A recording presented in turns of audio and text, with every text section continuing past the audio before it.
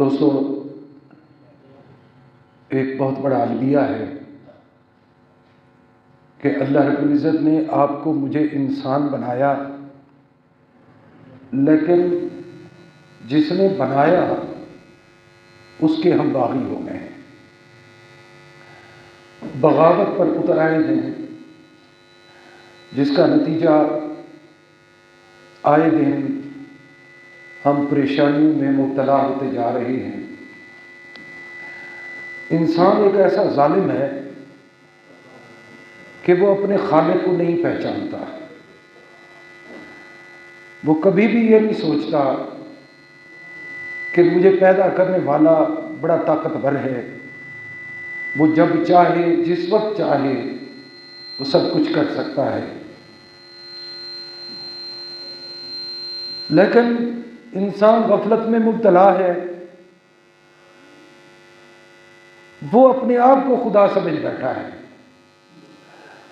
انسان اپنے آپ کو عقل کل سمجھ بیٹھا ہے،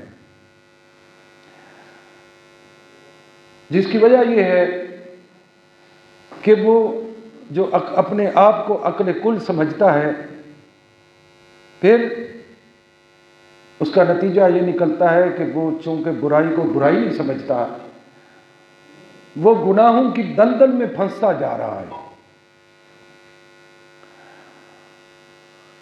آپ نے ابھی چند دن پہلے دیکھا سنا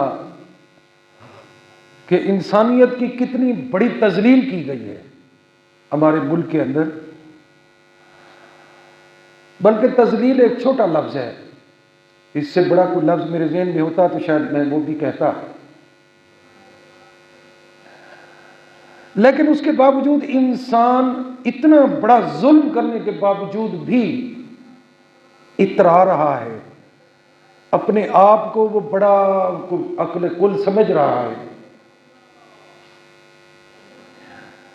شیطان اس پر اتنا غالب آ چکا ہے کہ وہ خدائی دعویٰ کرنے لگ بیٹھا ہے، لیکن اس کو سمجھ نہیں آ رہی کہ ایک وقت آنے والا ہے، موت اس کو بھی ایک نہ ایک دن دبوچ لے گی، اس نے بھی قبر میں جانا ہے، اس نے بھی اللہ کے ہاں حاضر ہونا ہے، اللہ کے ہاں جواب دینا ہے۔ لیکن انسان ہے کہ سوچتا ہی نہیں، انسان اپنے آپ کو طاقتور سمجھ رہا ہے۔ قرآن مجید میں اللہ رب العزت 17واں پارہ آخری رکوع، یا ایھا الناس ضرب مثل فاستمعوا له ان الذين تدعون من دون الله لن يخلقوا ذبابا ولو اجتمعوا له۔ اللہ رب العزت فرماتے ہیں انسان تو اتنا بڑا اپنے آپ کو طاقتور اگر سمجھتا ہے تو مکھی کا ایک پر بنا کر دکھا، تو ایک مکھی کا پر بھی نہیں بنا سکتا۔ انسان کچھ بھی نہیں ہے، یاد رکھیے اللہ کی سب سے بڑی مخلوق ہے، اللہ کو پیاری بھی ہے، لیکن اللہ کی محتاج ہے، ہم سب اللہ کے محتاج ہیں۔ یا ایھا الناس انتم الفقراء، اے لوگو تم محتاج ہو، انتم الفقراء، ہم سب اللہ کے محتاج ہیں۔ الی اللہ واللہ هو الغنی الحمید، اللہ غنی اور حمید ہے۔ اللہ رب العزت اگر ایک دن روزی روک لے ہماری، ہم کچھ بھی نہیں کر سکتے، سانس روک لے ہم کچھ بھی نہیں کر سکتے۔ آپ دیکھتے نہیں ہیں کہ ہسپتالوں میں لوگ کتنے داخل ہوتے ہیں۔ ایک ہمارا قصبہ ہے یہ چھوٹا سا لیا،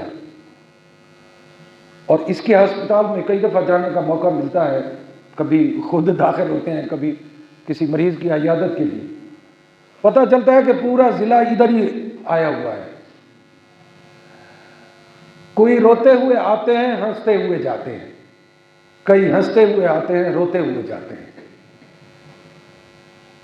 ہسپتال وہی ہے، ڈاکٹر وہی ہیں، علاج وہی ہے، دوائیاں وہی ہیں، کوئی موت کے منہ میں جا رہا ہوتا ہے اور کوئی صحت یاب ہو کر شفا یاب ہو کر واپس آ رہا ہوتا ہے. یہ کون کر رہا ہے؟ طاقتور ذات ایک ہے. ہم محتاج ہیں، ہم کچھ بھی نہیں. انتم الفقراء واللہ هو الغنی الحمید. اللہ کی ذات غنی ہے، حمید، طاقتور ہے. آگے اللہ رب العزت نے فرمایا ان یشاء یذہبکم ویأتی بخلق جدید. اگر وہ چاہے، ان یشاء، اگر اللہ چاہے، یذہبکم، تمہیں ہٹا دے، اس دنیا سے ہٹا دے. ویأتی بخلق جدید، تمہاری جگہ کسی اور کو لے آئے. ایسا ہے نا. میں ایک روایت پڑھ رہا تھا، شاید میں نے پہلے بھی کبھی ذکر کیا ہو. ایک اللہ کے بندے کو، ایک اللہ کے ولی کو کسی بندے نے آ کر کہا یہ کتنی بڑی زیادتی ہے کہ اسرائیل آتا ہے بتاتا نہیں. کم از کم ہمیں پتہ تو ہو، جب وہ آ رہا ہو ہم اس کی کوئی تیاری چھوٹی موٹی کر لیں. تو اللہ کے ولی نے اس کو جواب دیا اسرائیل تو بتاتا ہے، پہلے نوٹس دیتا ہے. اس نے کہا میں تو کبھی نوٹس نہیں آیا، ہمارے گھر میں تو کبھی کسی کو اطلاع نہیں دی. اس نے کہا نہیں آتی ہے یار بندے کو. ویسے تو چھوٹے کو بھی موت آ جاتی ہے، بچے کو بھی موت آ جاتی ہے، لیکن ایک جنرل سی بات ہے. اس نے کہا جب داڑھی کا ایک بال سفید ہو جائے میرا پہلا نوٹس آ جاتا ہے، بندہ تیاری کر، میں آ رہا ہوں. پر ہم نے سمجھ آتی. اللہ کے فضل سے ہماری داڑھی کے اگر یا سر کے 2-4 بال سفید ہو جائیں تو ہم ان کو رنگنا شروع کر دیتے ہیں. بنا چٹا ہو سی نہ سمجھے سوں. پہلا نوٹس آ جاتا ہے جناب کہ تیاری پکڑ آیا میں. اس نے کہا دوسرا نوٹس بھی آتا ہے پھر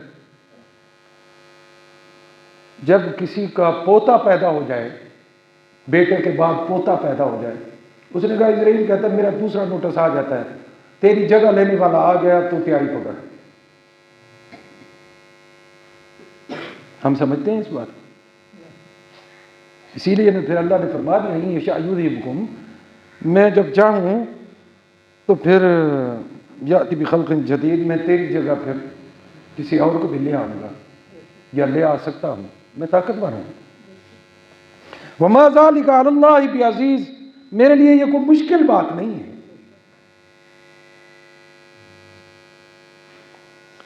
ولا تزر وازرۃ وزر اخرى، یہاں پھر اللہ رب العزت نے فرمایا یہ اصل میں بات ہو رہی ہے کہ یہ دنیا کچھ نہیں ہے. ولا تزر وازرۃ وزر اخرى، کوئی ایک دوسرے کا بوجھ نہیں اٹھائے گا. ہر شخص نے اپنا جواب خود دینا ہے. وَإِن تَدْعُ مُثْقَلَةٌ إِلَىٰ حِمْلِهَا، اور اگر کوئی لدا ہوا نفس اپنا بوجھ اٹھانے کے لیے پکارے گا،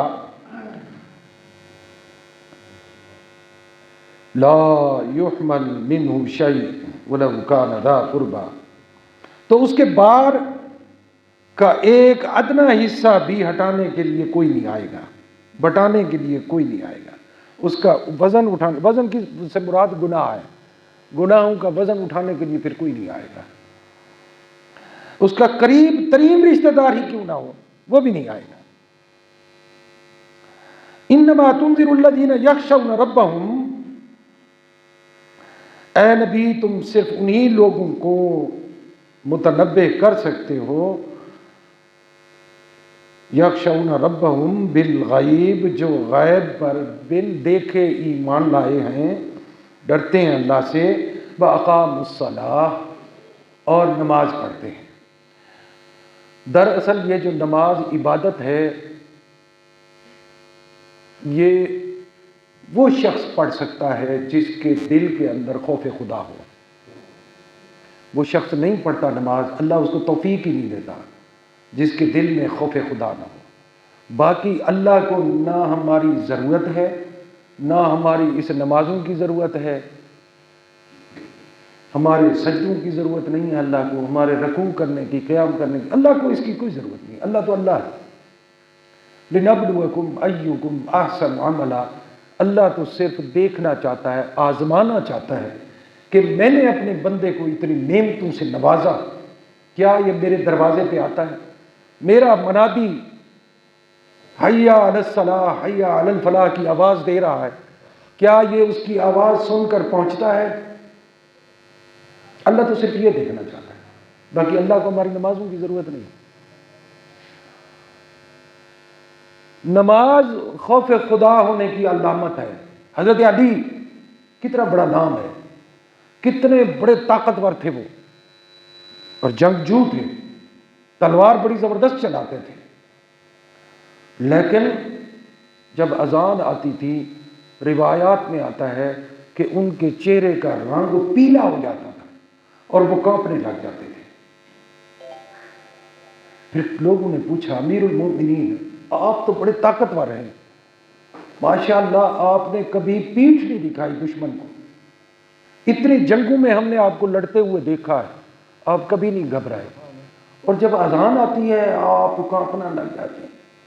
حضرت علی نے فرمایا لوگوں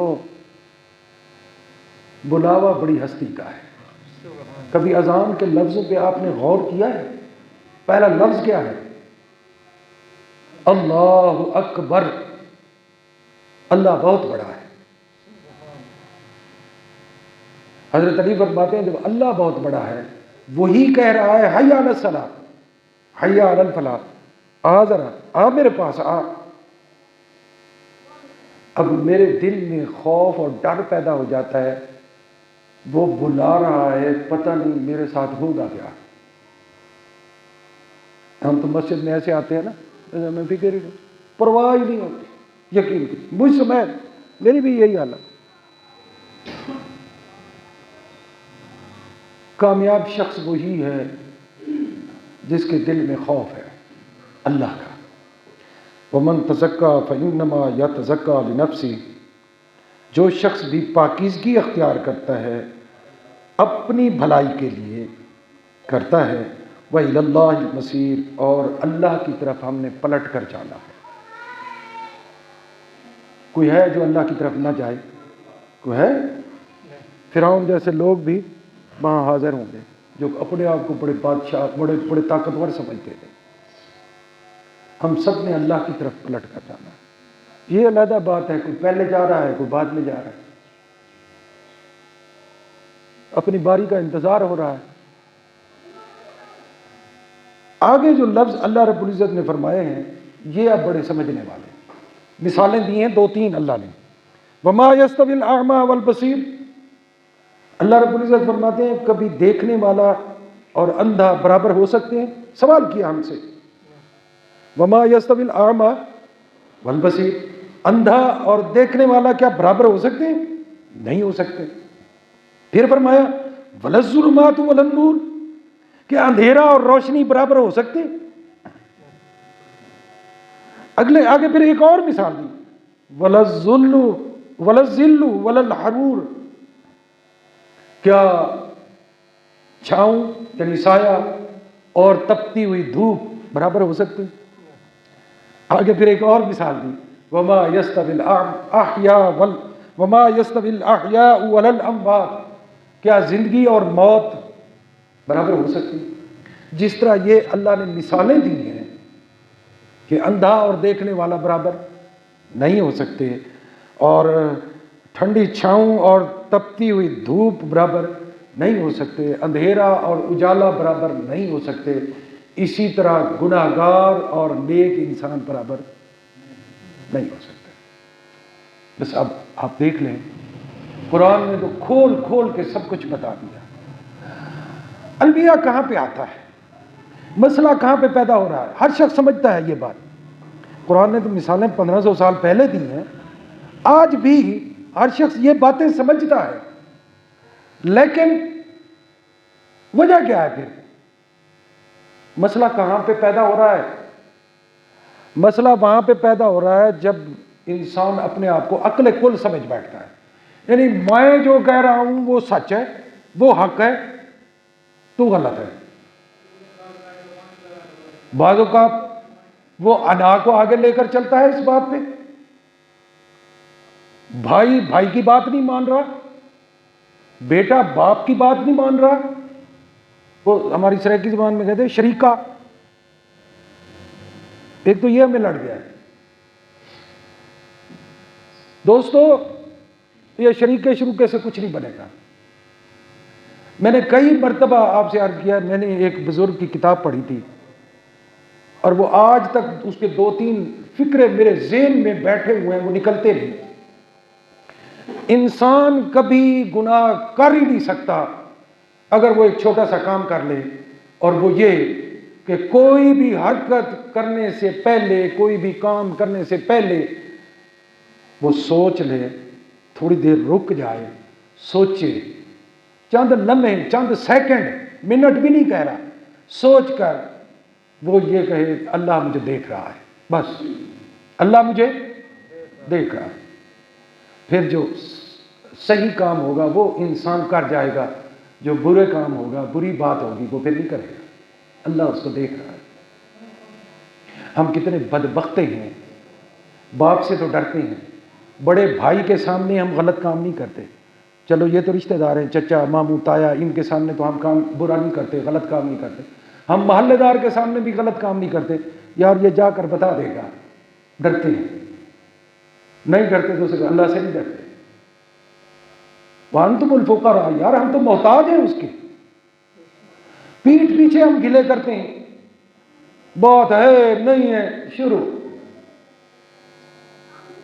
تو دوستو قرآن سے اصلاح لینی ہے ہم نے، قرآن تو اصلاح ہے نا ہمارے لیے، اصلاح کے لیے آیا، قرآن سے اصلاح لینی ہے، اور وہ اس وقت ملے گی جب آپ قرآن کو پڑھیں گے۔ اب دیکھیں چند آیات میں نے پڑھی ہیں، میری بھی سمجھ میں آ گیا، تو قرآن آپ کو بھی سمجھ میں آ جانا چاہیے کہ قرآن کہہ کیا رہا ہے اور ہم کیا کر رہے ہیں۔ اللہ آپ کو اور مجھے بھی ہدایت عطا فرمائے۔